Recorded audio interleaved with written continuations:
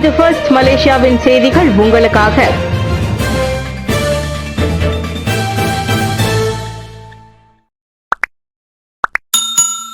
இன அடக்குமுறைக்கு இடமில்லை, சிறுபான்மையினருக்கும் நீதி வேண்டும் பிரதமர். மலேசியாவில் இன அடக்குமுறைக்கு இடமில்லை என பிரதமர் டாக்டர் ஸ்ரீ அன்வார் இப்ராஹிம் திட்டவட்டமாக கூறியுள்ளார்.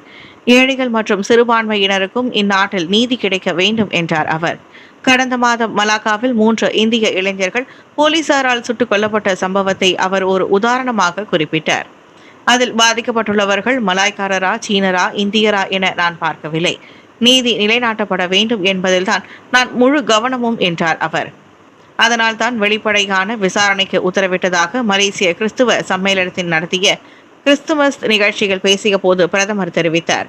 முன்னதாக செம்பனை தோட்டம் ஒன்றில் அதிகாலை 4 மணிக்கு நிகழ்ந்த சம்பவத்தின் போது தங்களை கைது செய்ய முயன்ற ஒரு போலீஸ்காரரை வெட்டி காயப்படுத்தியதை அடுத்து 3 சுட்டுக் கொல்லப்பட்டனர். கொலை முயற்சி என வகைப்படுத்தி மலாக்கா குற்றப்புலனாய்வுத்துறை அதனை விசாரித்து வந்தது. எனினும் அதற்கு குடும்பத்தார் எதிர்ப்பு தெரிவித்ததை அடுத்து தற்போது புகிட் அமான் விசாரணையை கையில் எடுத்துக் கொண்டுள்ளது. தாமதமான நிதி அநீதியாகும், பண்டார் சன்வே போலீஸ் தடுப்பு காவல் மரணம் குறித்து கோபிந்த் சிங் கவலை. ஸ்லாங்கூர் பண்டார் சன்வேயில் போலீஸ் தடுப்பு காவலில் உயிரிழந்த மணிசேகரன் வழக்கில் தாமதமாகும் நீதி அநீதியாகும் என கூறி இலக்கவியல் அமைச்சர் கோபிந்த் சிங் டியோ கடும் கண்டனம் தெரிவித்துள்ளார். 9 மாதங்கள் கடந்தும் விசாரணை முடிவடையாமல் இருப்பது குறித்து அவர் ஏமாற்றமும் கவலையும் தெரிவித்தார். இந்த தாமதம் குறித்து மலேசிய தேசிய போலீஸ் படை தலைவர் விளக்கியாக வேண்டும் என DAP தேசிய தலைவருமான கோபிந்த் சிங் கேட்டுக்கொண்டார். விசாரணையில் ஏற்படும் தாமதங்கள் சாட்சிகள் மற்றும் ஆதாரங்கள் மீது பாதிப்பை ஏற்படுத்தும் என்றார் அவர். எனவே சட்டத்துறை தலைவர் உத்தரவிட்டபடி போலீஸ் உடனடியாக அறிக்கை சமர்ப்பிக்க வேண்டும். மணிசேகரனின் குடும்பத்தினருக்கு தொடர்ந்து தகவல் வழங்கப்பட வேண்டும் என்றும் கோபிந்த் சிங் வலியுறுத்தினார். இந்த விவகாரத்தை உள்துறை அமைச்சரின் கவனத்திற்கு விரைவில் எடுத்து செல்வதற்காகவும் இத்தகைய சம்பவங்களில் கட்டாயமாக கால வரம்புகள் மற்றும் ஒழுங்குமுறை நடவடிக்கைகள் அவசியம் என அவரிடம் விவரித்த போது கோபிந்த் சிங் தெரிவித்தார். தென்கொரியா தவறான மத போதனையில் முஸ்லிம் அரசியல்வாதிகளுக்கு தொடர்பா கண்காணிப்பை வலுப்படுத்துகிறார் போலீஸ். சைஃபுதீன். தென்கொரிய பாணியில் மலேசியாவில் செயல்பட்டு வருவதாக கூறப்படும் ஒரு தவறான மத போதனை அமைப்பின் நடவடிக்கைகளை போலீசார் தொடர்ந்து கண்காணித்து வருகின்றனர். இந்த அமைப்பை வெளியிலிருந்து பார்க்கும்போது ஆபத்தற்றதாக தோன்றினாலும் அதன் பின்னணியில் சில அரசியல்வாதிகளுக்கும் தொடர்பு இருக்கலாம் என தகவல்கள் வெளியாகியுள்ளன. எனவே போலீஸ் தொடர்ந்து அதில் கவனம் செலுத்தி வருவதாக உள்துறை அமைச்சர் டாக்டர் ஸ்ரீ சைஃபுதீன் நஸ்ருதீன் இஸ்மாயில் கூறினார். கல்ட் என அழைக்கப்படும் ஒரு தவறான மத போதனை ஒரு குறிப்பிட்ட நபரையோ கருத்தையோ அல்லது சிறிய குழுவையோ மையமாக கொண்டு தீவிரமான கட்டுப்படுத்தப்பட்ட நம்பிக்கைகள், பழக்க வழக்கங்கள் மற்றும் வாழ்க்கை முறையை கொண்ட ஒரு குழுவாகும். இது பெரும்பாலும் சமூகத்திலிருந்து தனிமைப்படுத்தப்பட்டு அதன் உறுப்பினர்களை மீது கடுமையான கட்டுப்பாடுகளை விதித்து ஆன்மீக வளர்ச்சி அல்லது உயர்ந்த ஞானம் போன்ற போர்வையில் அவர்களை வழி நடத்தும். தற்போதைக்கு அவ்வமைப்பு தேசிய பாதுகாப்புக்கு நேரடி அச்சுறுத்தலாக இல்லை என்றும், ஆனால் அதன் செயல்பாடுகள் மற்றும் நிதி தொடர்புகள் குறித்து தொடர்ந்து கண்காணிப்பு மேற்கொள்ளப்படும் என்றும் அமைச்சர் தெரிவித்தார். கெசாஸ் நெடுஞ்சாலையில் ஹெலிகாப்டரை ஏற்றி சென்ற ட்ரெய்லர் லாரி வைரல் வீடியோ குறித்து போலீஸ் விசாரணை. கெசாஸ் நெடுஞ்சாலையின் ஹெலிகாப்டர் ஒன்றை ஏற்றி சென்று பெரும் நெரிசலை ஏற்படுத்திய ட்ரெய்லர் லாரி குறித்து சுபாங் ஜயா மாவட்ட போலீஸ் விசாரித்து வருகிறது. வைரலான அச்சம்பவம் டிசம்பர் 4ஆம் தேதி மாலை 4:30 மணிக்கு நிகழ்ந்தது. தொடக்க கட்ட விசாரணையில் கண்டறியப்பட்டதாக மாவட்ட போலீஸ் தலைவர் ACP வான் அஸ்லான் வான் மமாட் கூறினார். ஹெலிகாப்டரின் நீளத்தால் சாலையில் ட்ரெய்லர் பயணிக்க முடியாமல் திணறியதும், இதனால் நெரிசல் ஏற்பட்டு மற்ற வாகன ஓட்டிகளும் அசௌகரியத்திற்கு ஆளானதும் வைரல் வீடியோவில் தெரிந்தது. அந்த நெரிசலில் ஒரு ஆம்புலன்ஸ் வண்டியின் பயணமும் தடங்களை சந்தித்தது. இந்நிலையில் அந்த ட்ரெய்லர் லாரியின் பதிவு எண்ணை அடையாளம் காணும் பணிகள் தீவிரப்படுத்தப்பட்டுள்ளதாக வான் அஸ்லான் தெரிவித்தார். சம்பவம் குறித்து தகவல் தெரிந்தோர் போலீஸ் விசாரணைக்கு உதவும்படி கேட்டுக் கொள்ளப்படுகின்றனர். அமெரிக்க டாலருக்கு எதிராக ரிங்கிட்டின் மதிப்பு 4.09 வரை உயர்வு. 4.5 ஆண்டுகளில் புதிய உச்சம். அமெரிக்க டாலருக்கு எதிராக மலேசிய ரிங்கிட்டின் மதிப்பு தொடர்ந்து வலுப்பெற்று 4.09 என்ற அளவுக்கு உயர்ந்துள்ளது. வெள்ளிக்கிழமை வர்த்தக முடிவில் ரிங்கெட் 4.0945 முதல் 4.1005 வரையிலான அளவில் வர்த்தகம் செய்யப்பட்டது. இது முந்தைய நாளை விட வலுவான நிலை என்பதோடு கடந்த 4.5 ஆண்டுகளில் பதிவான புதிய உச்சமாகும். வணிக வட்டார தகவலின்படி முதலீட்டாளர்களின் நம்பிக்கை அதிகரித்ததும் நாட்டின் பொருளாதார செயல்பாடுகள் மேம்பட்டதும் ரிங்கிட்டின் மதிப்பு தொடர்ந்து வலுவடைய முக்கிய காரணங்களாக கூறப்படுகின்றன.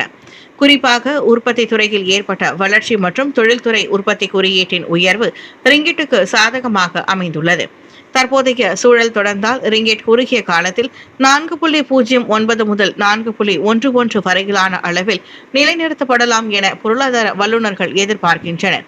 ரிங்கெட்டின் இந்த உயர்வு இறக்குமதி செலவுகளை குறைக்க உதவும் அதே நேரத்தில் நாட்டின் பொருளாதாரத்திற்கு ஒரு நம்பிக்கையான அறிகுறியாகவும் பார்க்கப்படுகிறது.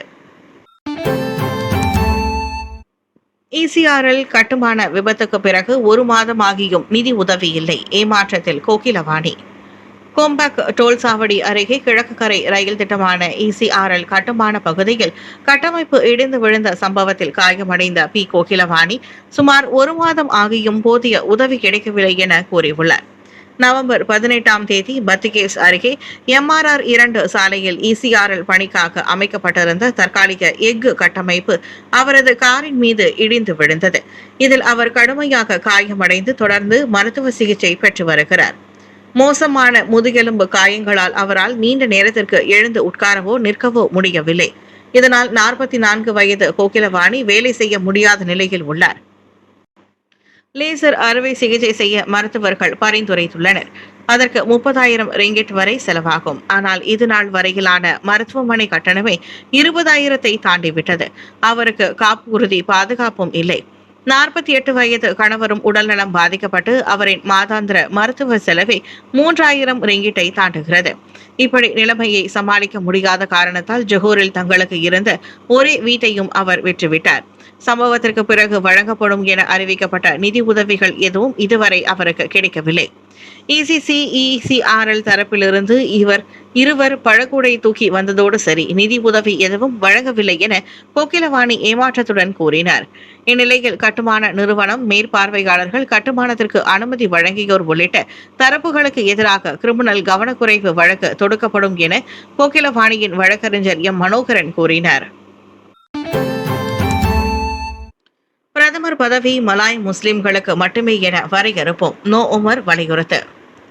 மலேசியாவில் பிரதமர் பதவி மலாய் முஸ்லிம்களுக்கு மட்டுமே வழங்கப்பட வேண்டும் என முன்னாள் அம்னோ அரசியல்வாதி தான் ஸ்ரீ நோ உமர் கோரிக்கை வைத்துள்ளார். இதற்காக கூட்டரசு அரசியலமைப்பு சட்டத்தில் திருத்தம் செய்ய வேண்டும் என்றார் அவர். மலாய்க்காரர்கள் அரசியலமைப்பின் கீழ் முஸ்லிம்களாக வரையறுக்கப்படுவதால் நாட்டின் உயர்ந்த நிர்வாக பதவி மலாய் முஸ்லிம்களிடமே இருக்க வேண்டும் என அவர் வலியுறுத்தினார். தற்போது நாடாளுமன்ற மக்களவையில் பெரும்பான்மை ஆதரவை பெற்ற ஒருவரையே மாமன்னர் பிரதமராக நியமிக்கிறார். ஆக அரசியலமைப்பில் பிரதமர் பதவிக்கு இனம் அல்லது மத அடிப்படையிலான எந்த கட்டுப்பாடும் இல்லை என்பதை தற்சமயம் பெரிக்கத்தான் நேஷனல் கூட்டணியில் இருப்பவருமான அவர் சுட்டிக்காட்டினார். ஸ்லாங்கூரில் மலாய் முஸ்லிம்காக இருப்பவர் மட்டுமே மந்திரி பசாராக முடியும் என மாநில அரசு சாசனத்தில் தெளிவாக குறிப்பிடப்பட்டிருப்பதையும் நோ ஓமர் ஒப்பிட்டு பேசினார். கோலாலம்பூரில் நடைபெற்ற மெலாயோ 153 மாநாட்டில் பேசிய போது அவர் அவ்வாறு சொன்னார். 2 ஆண்டுகளில் ரமணன் முயற்சியில் இந்திய தொழில் முனைவோருக்கு 471.5 மில்லியன் ரிங்கிட் ஒதுக்கீடு, 20,000-க்கும் மேற்பட்டோர் பயன். தொழில் முனைவோர் மற்றும் கூட்டுறவு மேம்பாட்டுத்துறை துணை அமைச்சரான இந்த 2 ஆண்டுகளில் டத்தோஸ்ரீ ரமணன் ராமகிருஷ்ணன் இந்திய சமூக தொழில் முனைவோருக்கான எண்ணிலடங்கா சீர்திருத்தங்களை கொண்டு வந்துள்ளார். 2 ஆண்டுகளில் மட்டும் 471.5 மில்லியன் ரிங்கிட் நிதி ஒதுக்கீடு செய்யப்பட்டதும் அதில் அடங்கும். அதன் மூலம் 20,000-க்கும் மேற்பட்ட தொழில் முனைவோர் பயனடைந்துள்ளனர். இது தவிர பெண்கள், இளைஞர்கள், சிறு தொழில் முனைவோர் ஆகியோருக்கு ஸ்பூமி, பென், பிரீஃப் ஐ, வணிகம், சூரியன் என தனித்தனியே திட்டங்களை அறிமுகப்படுத்தி அவற்றின் மூலம் நிதி, பயிற்சி மற்றும் வழிகாட்டுதல்களையும் வழங்க அவர் ஏற்பாடு செய்துள்ளார். இந்த முயற்சிகள் மலேசிய மடானி கொள்கைக்கு ஏற்ப சமூக முன்னேற்றத்தையும் வாழ்வாதார மேம்பாட்டையும் உறுதி செய்துள்ளன. மலேசிய இந்திய வணிகர் சங்கம் உள்ளிட்ட தலைவர்கள் இது உண்மையான மாற்றம் என ரமணனின் முயற்சிகளை பாராட்டியுள்ளனர். இது குறித்து பேசிய துணை அமைச்சர், வலுவான அடித்தளத்தை உருவாக்கி இந்திய சமூகத்தின் பொருளாதார நிலையை மேம்படுத்துவதே தனது முதன்மை குறிக்கோள் என்றார். மலாக்கா போலீஸ் துப்பாக்கிச்சூடு சம்பவம் சாட்சிகளின் குற்றப்பதிவுகள் சம்பவத்துக்கு தொடர்பற்றவை வழக்கறிஞர் வாக்குவாதம். மலாக்கா போலீஸ் துப்பாக்கிச்சூடு சம்பவத்தில் சாட்சிகளின் குற்றப்பதிவுகள் தொடர்புடையவை என கொல்லப்பட்ட மூவரின் குடும்பங்கள் சார்பில் வாதாடும் வழக்கறிஞர் ஒருவர் கூறுகிறார். சாட்சியின் பழைய குற்றப்பதிவுகள் அவரின் இன்றைய சாட்சியத்தின் நம்பகத்தன்மையை பாதிக்காது. அவர் கூறும் நிகழ்வின் உண்மை தன்மை மட்டுமே இங்கு முக்கியம் என ராஜேஷ் நாகராஜன் தெரிவித்தார். போலீஸ் நடவடிக்கையின் சட்டப்பூர்வத்தன்மை அது விசாரணையின் மைய புள்ளியே தவிர சாட்சியின் பின்னணி அல்ல என்றார் அவர். டுரியன் துங்காலில் சுட்டுக் கொல்லப்பட்டவர்களில் ஒருவரது மனைவி என பெண்ணொருவர் கூறியுள்ளது உண்மை அல்ல என மலாக்கா போலீஸ் தலைவர் ஜுல்ஹேரி முக்தார் முன்னதாக கூறியிருந்தார். சம்பவத்தின் போது உரையாடலை பதிவு செய்த அப்பெண் உண்மையில் அவ்வாடவருடன் தொடர்பில் இருந்து 3 ஆண்டுகள் சேர்ந்து வாழ்ந்தவர் மட்டுமே. அதோடு 2012 முதல் அப்பெண்ணுக்கே 10 கிரிமினல் குற்றப்பதிவுகள் இருப்பதாக ஜுல்ஹைரி அதிர்ச்சி தகவலை வெளியிட்டார். அதனை சாடிய ராஜேஷ் அப்பெண் முறைப்படி திருமணம் செய்தாரா அல்லது குற்றப்பதிவுகளை வைத்துள்ளாரா என்பதெல்லாம் மூவர் சுட்டுக் கொல்லப்பட்ட சம்பவத்திற்கு தொடர்பில்லாதவை என்றார். 2026 முதல் பொது இடங்களில் குப்பை வீசுபவர்களுக்கு கடும் தண்டனை ஸ்லாங்கூர் அரசு. ஸ்லாங்கூர் மாநிலத்தை சுத்தமாக வைத்திருக்கும் நோக்கில் 2026 முதல் பொது இடங்களில் குப்பை வீசுபவர்கள் மற்றும் சட்டவிரோதமாக கழிவுகளை கொட்டுபவர்கள் மீது ஸ்லாங்கூர் அரசு கடுமையான சட்ட நடவடிக்கைகளை எடுக்கவுள்ளது. மாநில உள்ளாட்சித்துறை மற்றும் சுற்றுலா குழு தலைவர் டத்து எங் சூலிங் கூறுகையில் 2007ஆம் ஆண்டின் திடக்கழிவு மற்றும் பொது சுத்தம் மேலாண்மை சட்டம் ஸ்லாங்கூரில் தற்போது அமல்படுத்தப்பட உள்ளது. அச்சட்டத்தின்படி 1 லட்சம் ரிங்கிட் வரை அபராதமும் 5 ஆண்டுகள் சிறை தண்டனையும் விதிக்க இயலும். இது தற்போது உள்ள 1000 ரிங்கிட் அபராத வரம்பை விட பல மடங்கு அதிகம் என்பது குறிப்பிடத்தக்கது. இந்நிலையில் அடுத்த ஆண்டு ஜனவரி 1 முதல் குப்பையை பொறுப்பில்லாமல் வீசுபவர்கள் அடுத்த 12 மணி நேரம் வரை சமூக சேவை செய்ய வேண்டியிருக்கும் எனவும் அவர்கள் பொது இடங்களில் குப்பை எடுக்கும் பணியில் ஈடுபடுத்தப்படுவர் எனவும் அறிவிக்கப்பட்டுள்ளது. இதற்கிடையில் மாநில அரசு செல்கிட்டார் மறுசுழற்சி திட்டத்தை விரிவுபடுத்தி வருகிறது. இந்த ஆண்டு அக்டோபர் வரை 77 டன் மறுசுழற்சி பொருட்கள் சேகரிக்கப்பட்டுள்ளன. குப்பையை குறைத்தாலே செலவும் குறையும், சுற்றுச்சூழலும் பாதுகாக்கப்படும் என எங்சுலிம் மேலும் கூறினார்.